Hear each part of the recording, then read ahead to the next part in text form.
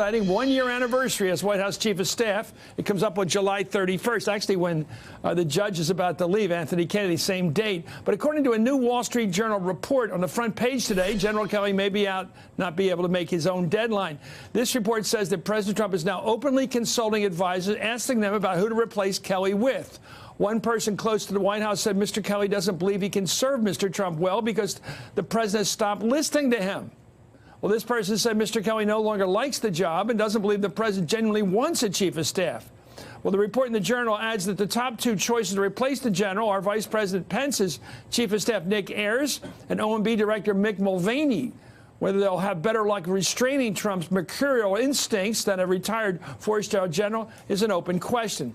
Well, back in April, NBC News reported that Kelly was likely to leave by July 31st, noting that Kelly had repeatedly or reportedly referred to Trump as an idiot. The other guy called him a moron. You got to keep that straight. I'm joined right now by the Hardball Roundtable. Anita Kumar, White House correspondent for McClatchy. Phil Rucker is the White House bureau chief for the Washington Post, and Sahil Kapoor, national political reporter for Bloomberg. All of you, every time I see the general, I look at a grown-up, and every time I see the president, I see something a little different. All right? How does he get to tell the president what to do? It looks to me like he can't, and he has realized now he can't. Well, he probably can't. He's having trouble with that. But, you know, if he leaves, the situation at the White House, a lot of things are going to remain exactly the same, right? He's had two chief of staffs. They've had very different backgrounds.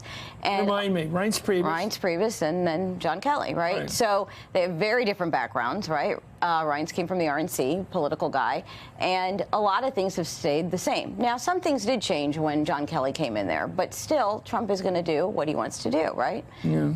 Well, maybe the chief of staff's job is to tell the president before we set on a summit meeting with the dictator of North Korea, we might check with the defense secretary. A little, you know, protocols like that apparently are not being honored at all. Trump does what he feels like doing when he feels like doing it. I mean, Trump refuses to be managed in a traditional sense. Kelly tried to do that the first few months in the job. He found a lot of resistance. The president chafed against it.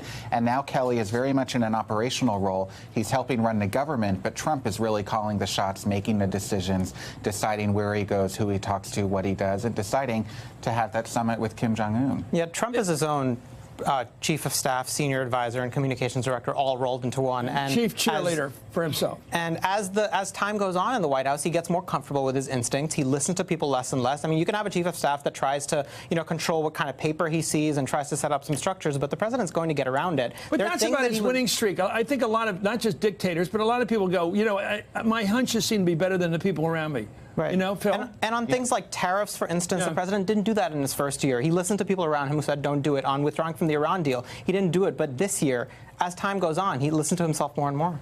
Yeah, is he the smartest guy in the White House, Trump? He thinks he is, and he thinks he's smarter, not only in terms of intelligence, but he thinks he has better political instincts than the political professionals, and he's felt that way all along. Who agrees with him, Anita, when he decides, like, we're not going to deal with the Europeans anymore, we're breaking the NATO alliance, it's worse than NAFTA, blah, blah, blah. We don't like the Canadians, we don't like the Prime Minister up there, we don't like anybody. The people we like are Kim Jong-un and Putin. We like the world's dictators. Does anybody think like him in the White House? I know Bolton doesn't think like this. Who does he have around him says, good point, and honestly mean it? Well, I mean, clearly they're not saying that before. This is a good point to make. I mean, that's not happening. So the question is, what do they say to him after? Are they really saying to him, you shouldn't have done that? Are you going to say that to the President of the United States? Would that work, Phil? No, they manage the fallout of it. So they sort of let him decide to do what he wants to do, say what he wants to say, and then manage it within the government, try to create a system where the ramifications. The Last King of Scotland, that movie with Forrest Whitaker, he played Idi Amin. He fell in love with certain people for a while, then he fell out of them. Nixon was like that. Nixon liked people like Pat Moynihan for a while, and then he dropped them. Is that the president's problem?